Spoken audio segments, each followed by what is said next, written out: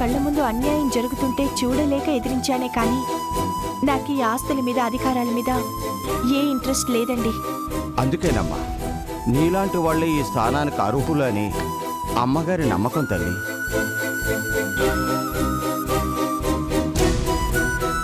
దాని మీద అపేక్ష లేని మనిషి చేతిలోనే న్యాయం బతుకుతుంది, ధర్మం ఊపిరి పోసుకుంటుంది. అశోక్ చంద్ర ప్రసాద్ గారు అలాంటి నిష్కల్మషమైన మనిషి కాబట్టే ఈ చుట్టుపక్కల గ్రామాల ప్రజలు ఈ రోజంత అన్నం తినగలుగుతున్నారు. ఆయన హయాంలో అంతా బాగున్నారమ్మా. అందరూ కలకల్లాడుతూ ఆనందంగా ఉండేవారు. ఆ మహానుభావుడు వెళ్ళిపోయినా ఆయన కూతురు అల్లుడు ఆయన వారసత్వాన్ని పుణికిపుచ్చుకొని తండ్రి వారసత్వాన్ని నిలబెట్టారమ్మా. మరి ఏ పాడు చూపు పడిందో కానీ ఎంతో జీవితం అనుభవించవలసిన ఆ కూతురు అర్ధంతరంగా కారు యాక్సిడెంట్లో పోయారు. ఆ రోజు నుంచి అమ్మగారి ముఖంలో చిరునవ్వే మాయమైపోయింది. ఈ ఇంటికి కళే తప్పిపోయిందమ్మా. సరిగ్గా అదే సమయంలో జగదీష్ అనే రాక్షసుడు వచ్చాడు. అటు అమ్మగారిని ఇటు గ్రామ ప్రజల్ని పట్టి పీడించాడు. అతనేమీ చేయలేక ఎదిరించే ధైర్యం లేక అమ్మగారు ఎంత అల్లాడిపోయారో నా కళ్ళారా నేను చూశానమ్మా. ఇదిగో మీరొచ్చాకనే మళ్ళీ అమ్మగారి మొహంలో ఆనందం అనేది కనిపించింది. ఆ తల్లికి బిడ్డయ్యారు. ఈ ఎస్టేట్కి యజమాని కూడా అయితే ఆ పెద్ద ఆయన ఆశయాలు నెరవేరుతాయమ్మా. ఓ తల్లికి బిడ్డ కావటానికి కాస్తంత ప్రేముంటే చాలండి. కానీ ఇంత ఆస్తికి వారసురాలు కావాలంటే దానికి తగ్గ అర్హత ఉండాలి. నిస్వార్థమైన మనసుంటే అంతకు మించిన అర్హత ఇంకేం కావాలమ్మా. మీరిప్పుడు గనక ఈ బాధ్యత తీసుకోకపోతే మళ్ళీ ఆ జగదీష్ గారు విజృంభిస్తారు. మీరే చూశారు కదా అమ్మగారిని ఎలా బెదిరించాడో. ఆ బెదిరింపులు ఇంకా ఇంకా ఎక్కువ అవుతాయమ్మా. ఈ ఆస్తి ఆయన చేతికి దొరికితే అమ్మగారి ప్రాణాలు తీసినా ఆశ్చర్యపోవాల్సింది లేదమ్మా. అలా జరగడానికి వీల్లేదు. అందుకే చెబుతున్నానమ్మా, మీరు ఇంటికి ఆస్తికి అమ్మగారికి అండగా ఉండానని అందరికీ తెలిసేలా చేయండి అమ్మా. చాలు.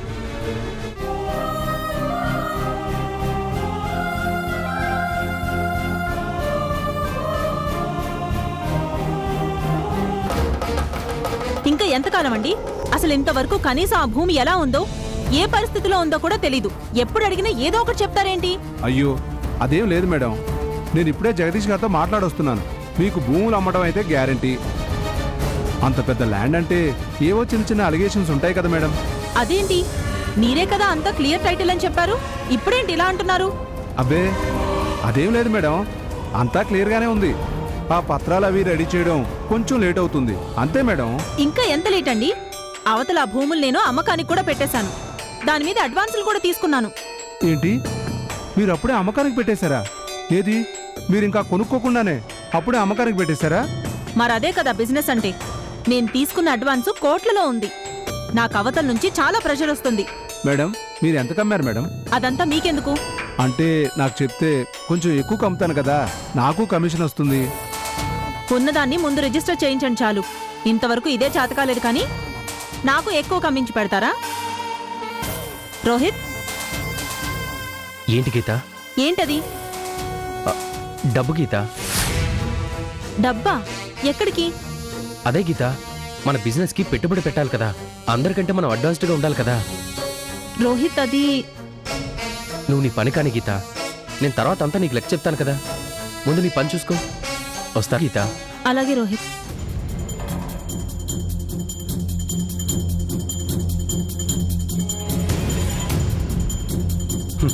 నువ్వు ఇలా డబ్బు కూడబెడుతూ ఉంటూ నేను ఇలా ఉన్నదంతా చక్కబెట్టుకుంటూ ఉంటాను.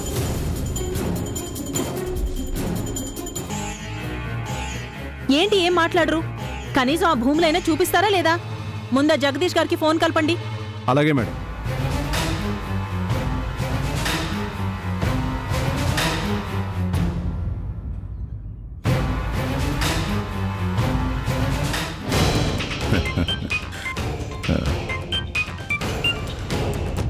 చెప్పు. సార్ అదే గీత గారు ముందా భూములు చూస్తామంటున్నారు. మీరు సరే అంటే నా పరిస్థితి తెలిసి కూడా నీ గోలేంటయ్యా? అదే సార్, మరి తప్పదు. ముందా భూములు అయితే చూపించండి, ఆ తర్వాత కావాలంటే ఇంకా అడ్వాన్స్ తీసుకోవచ్చు. అంటే ఇంకా ఇస్తుందా? అవునండి. సరే అయితే వెంటనే తీసుకునిరా. అలాగేనండి. మేడం మిమ్మల్ని తీసుకొని రమ్మన్నారు మేడం, పెడదామా? సరే పదండి. ఆ.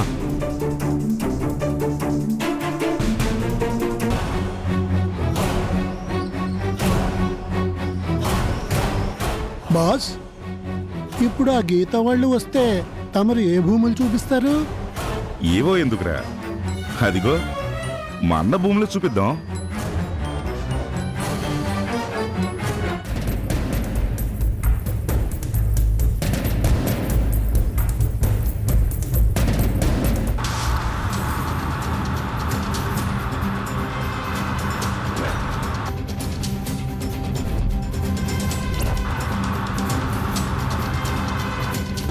బాసు, వాళ్ళు వస్తున్నట్టున్నారు. రానీరా.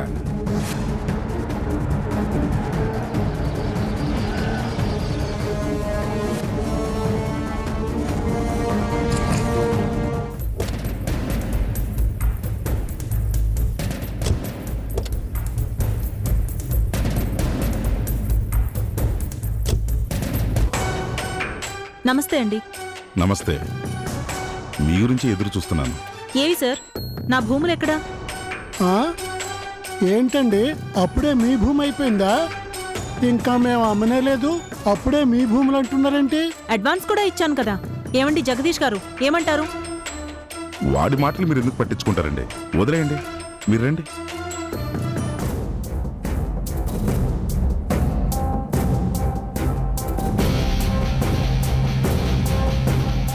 ఇదిగోండి, ఇక్కడి నుంచి ఆ కనిపించే పొలాలన్నీ మనమేనండి. ఇందులో మీకు ఎక్కడ కావాలంటే అక్కడ, ఎంత కావాలంటే అంత అమ్మేస్తాను.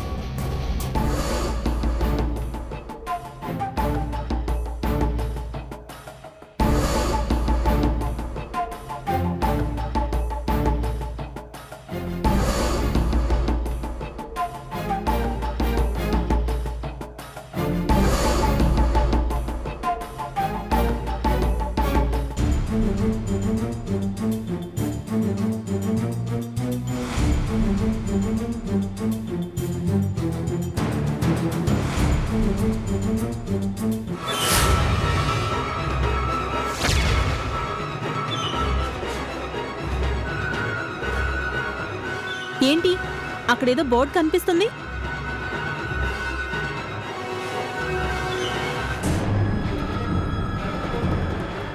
అది ఏదోలే మేడం, అది ఏదైతే మనకెందుకు, ముందు మీరు ల్యాండ్ చూసుకోండి. అదెలా కుదురుతుందండి? ఆ బోర్డు ఏదో చూద్దాం రండి.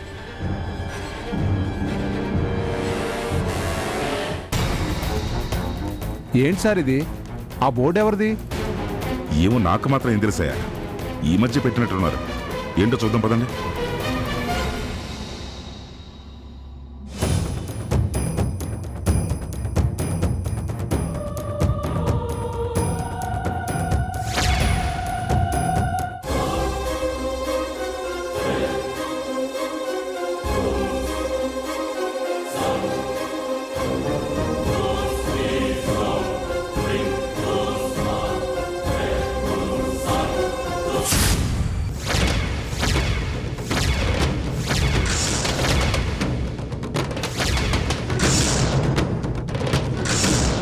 ఇదేంటండి, ఈ ల్యాండ్ సులోచన రాణి గారిదని రాశారు. అసలు ఆవిడెవరు? ఈ ల్యాండ్ మీది కాదా? అవును, నాదే. రే సాంబా, బాస్, ముందా బోర్డు పీకేరా. అలాగే బాస్.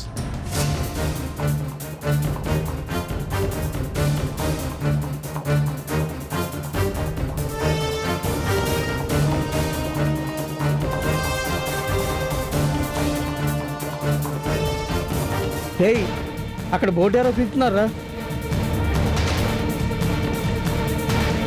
ఏయ్, ఆగండి ఆగండి. ఆ, ఏంటి బోర్డు పీకుతున్నారు? అసలు ఈ బోర్డు ఎందుకు పెట్టారో?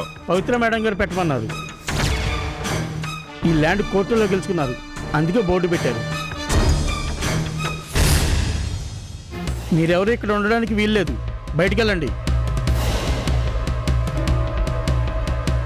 వెళ్తారా పోలీసులకు ఫోన్ చేయమంటారా?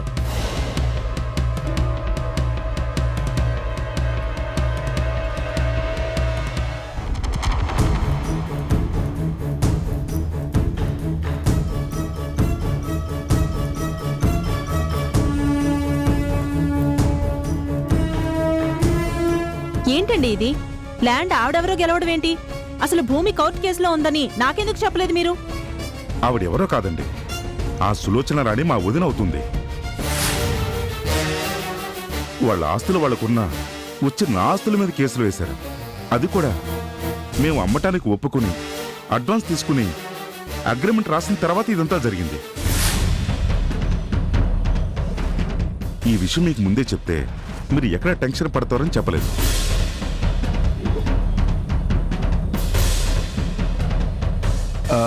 పాపం ఈయన చాలా మంచివారు మేడం. ఇదంతా ఆ పవిత్రాన్ని ఆవిడ చేస్తుంది. ఎవరా పవిత్ర? ఎక్కడి నుంచి వచ్చిందో వచ్చిందండి. మా వదిన మొత్తం మార్చేసింది. ఏమైనా చేద్దామంటే ఆడపిల్ల అయిపోయింది. అందుకే ఏం మాట్లాడలేకపోయాను. మీరు ఇలా సైలెంట్గా ఉంటే వాళ్ళు ఏదైనా చేస్తారండి. మీరు అడగలేకపోతే నేను అడుగుతాను. నాకు అగ్రిమెంట్ రాశారు కాబట్టి ఈ భూమి నాదే. ఆ పవిత్ర సంగతి, మీ వదిన సంగతి తేలుస్తాను. ఆ పని చేయమ్మా, నీకు కావాలంటే రేటు కూడా తగ్గిస్తాను. రమేష్ గారు, మీకు వాళ్ళ ఇల్లు తెలుసా? తెలుసు మేడం. అయితే పదండి, ఆ, ఇప్పుడే వెళ్ళి కడిగేసి వస్తాను. ఆ,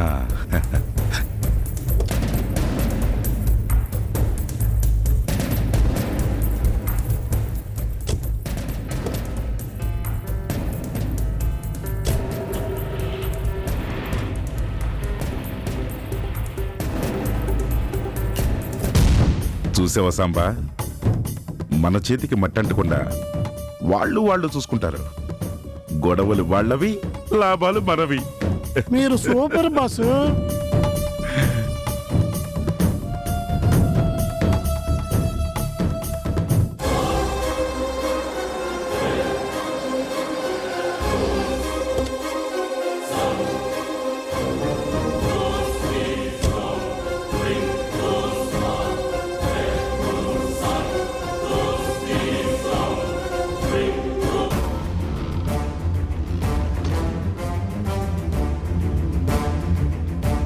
ఇక్కడ సులోచన రాణి గారు అంటే ఎవరు? ఇంతకీ మీరెవరమ్మా?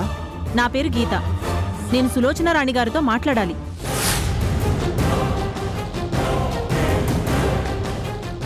ఆ గీత ఎవరో కాదు, అంజలి గీత కలిసి పెరిగారు. పెళ్ళై దూరంగా ఉంటున్నా తన్ను వెంటాడి మరీ తన జీవితాన్ని నాశనం చేసింది.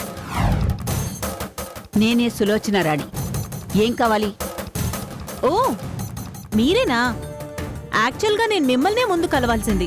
మీరు ఇండస్ట్రియలిస్ట్ రాజశేఖర్ గారికి, వాళ్ళ అక్క సుమిత్ర గారికి బాగా కావలసిన వాళ్ళని సుమిత్ర అంటే నాకు చెప్పారు. ముందు మీరెందుకు కలవాలనుకుంటున్నారు చెప్పండి అమ్మా. ఈ ఏరియాలో నేను భూములు కొనాలని వచ్చాను. మీ గురించి తెలిస్తే ఫస్ట్ మీ దగ్గరికే వచ్చి ఆ భూములు కొనేదాన్ని. చిన్న కమ్యూనికేషన్ గ్యాప్ వల్ల రాలేకపోయాను. అందుకే జగదీష్ గారి దగ్గర ఆ భూమి కొన్నాను. అడ్వాన్స్ ఇచ్చి అగ్రిమెంట్ కూడా రాయించుకున్నాను. అయితే మీరు ఆయన దగ్గరికి వెళ్ళాలి కానీ ఇక్కడికి ఎందుకు వచ్చారమ్మా? నేను సులోచన గారితో మాట్లాడుతున్నాను కదా, మధ్యలో మీరెందుకు ఇన్వాల్వ్ అవుతున్నారు? కాసేపు మీరు సైలెంట్గా ఉండండి.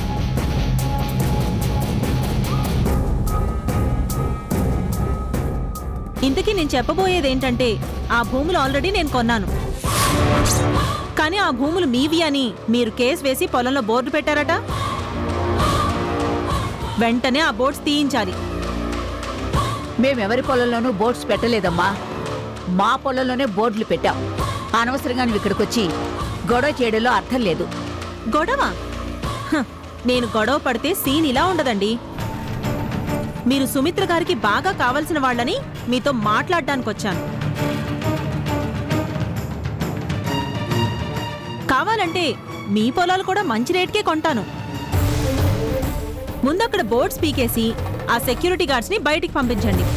నువ్వు కొన్నది ఎవరి దగ్గర? ఆ జగదీష్ గారి దగ్గరే కదా. వెళ్ళి ఆయన అడుగు. అంతేగాని నన్ను బోర్డు తీయమని ఎలా అడుగుతున్నావు? నీకేం అధికారం ఉంది? నాకు ఆ పొలం అమ్మారు, అగ్రిమెంట్ కూడా ఉంది. అయితే అగ్రిమెంట్ రాసిన వాళ్ళని పట్టుకోమ్మా. మధ్యలో నిన్ను మాట్లాడొద్దన్నానా? ఇదిగో అమ్మాయి, ఇందాకటి నుంచి చూస్తున్నాను. ఏంటి నీ ఇష్టం వచ్చినట్టు మాట్లాడుతున్నావు?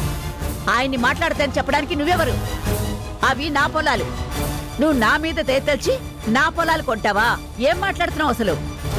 నువ్వు కొంటా అన్నా సరే అమ్మడానికి నేను సిద్ధంగా లేను. అది కాదండి, మీరు అనవసరంగా నన్ను అపార్థం చేసుకుంటున్నారు. కావాలంటే సుమిత్ర ఆంటీతో మాట్లాడిస్తాను.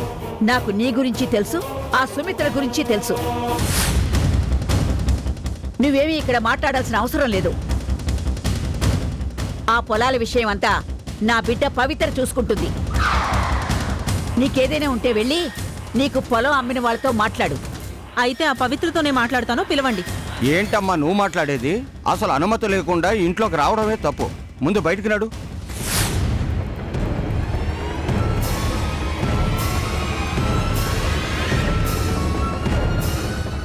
అంటే ఆ బోర్డ్స్ తీయరా? చూడు, మేమింకా మర్యాదస్తులం కాబట్టి ఇంతసేపు నిన్ను భరించాం. ఇంకా నిన్ను భరించడం మా వల్ల కాదు. ఆడపిల్లవి కదా అని బయటికి నెట్టించకుండా చెప్తున్నాం. మర్యాదగా బయటికి వెళ్ళు. నా సంగతి మీకింకా తెలీదు. ఆ భూములు నావి, నా సొంతం. అవి ఎలా మీరు లాక్కుంటారో అది చూస్తాను. మీ సంగతి తేలుస్తాను.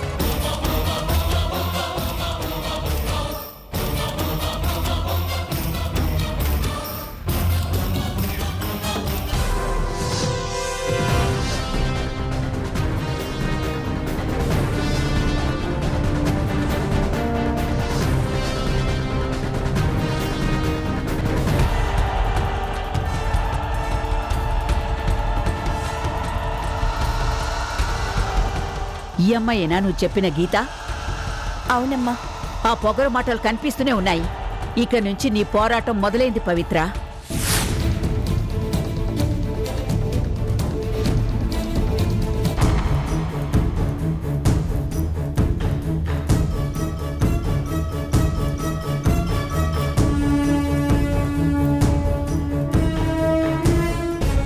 నేను గీత గారికి 5 కోట్లు అడ్వాన్స్ ఇచ్చాను. ఆ భూమి రిజిస్ట్రేషన్ అవ్వగానే అక్కడ పెద్ద మలేషియన్ టౌన్షిప్ లాంటిది కట్టాలి. నేను ఓ 2 కోట్లు ఇచ్చాను. మీ అంతా కాకపోయినా ఓ చిన్న సైజ్ గేటెడ్ కమ్యూనిటీ లాంటిది కడతాను. నా దగ్గర 8 కోట్లు ఉన్నాయి. ఓ పని చేద్దాం, మన భూములు రిజిస్టర్ కాగానే అందరం కలిసి ఓ పెద్ద వెంచర్ చేద్దాం. అందరి భూములు ఒకే చోట కాబట్టి పెద్ద టౌన్షిప్ పెట్టామంటే మనందరికీ లాభం ఉంటుంది. మీరు చెప్పింది బాగానే ఉంది. అందరూ ఓకే అంటే నేను రెడీగా ఉన్నాను. గీత గారు రాగానే ముందు రిజిస్ట్రేషన్ ఎప్పుడు చేస్తుందో కనుక్కుని అందరం కలిసి ఒక ఫర్మ్గా ఏర్పడి ఆ భూమి తాలూకు రిజిస్ట్రేషన్ చేయించుకుంటే సరి. ఈ ఆలోచన కూడా బాగానే ఉంది.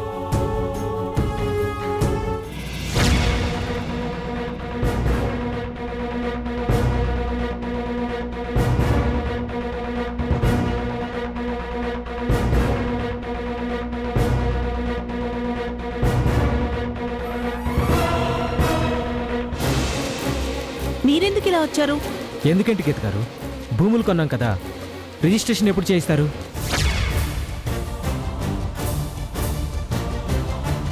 మీరెప్పుడు రిజిస్ట్రేషన్ చేస్తే అప్పుడు మా పనులు మేము మొదలు పెట్టుకుంటాం.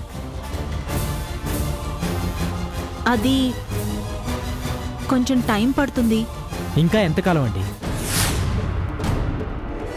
డబ్బు తీసుకున్నప్పుడు మీరేం చెప్పారు? 2 నెలల్లో రిజిస్ట్రేషన్ చేయిస్తా ఉన్నారు కదా, మరి ఇప్పుడేంటి ఇంకా టైం పడుతుంది అంటున్నారు? అంటే ఆ భూముల మీద చిన్న లిటిగేషన్ నడుస్తుంది.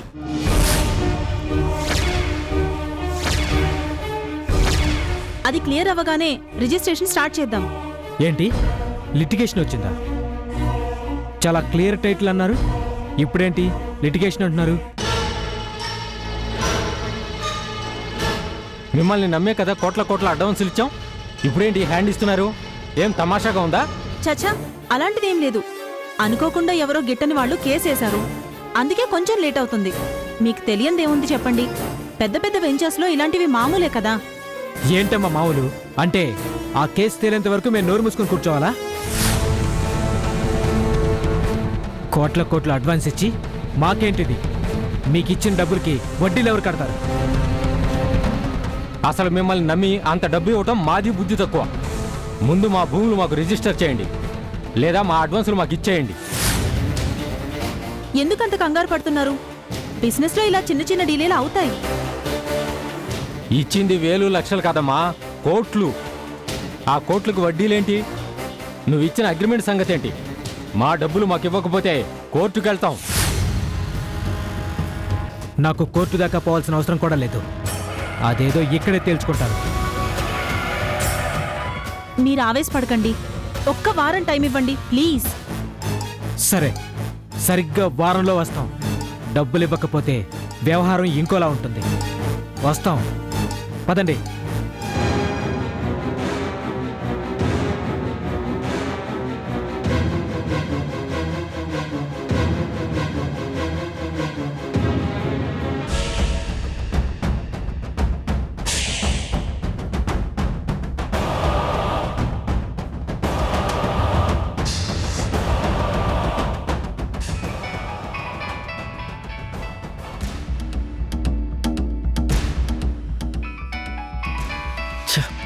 ఇదొకటి నా ప్రాణానికి.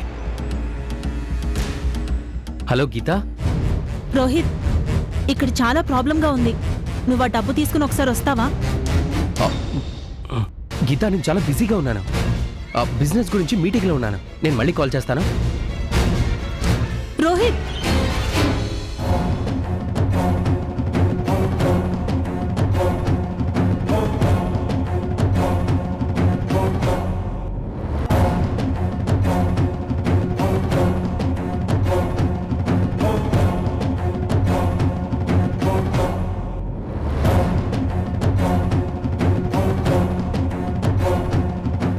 ఇప్పుడు నీకేం గిఫ్ట్ కావాలో చెప్పు. నీకేం కావాలంటే నేను అది ఇస్తాను. ప్రామిస్. ప్రామిస్. అమ్మ కావాలి.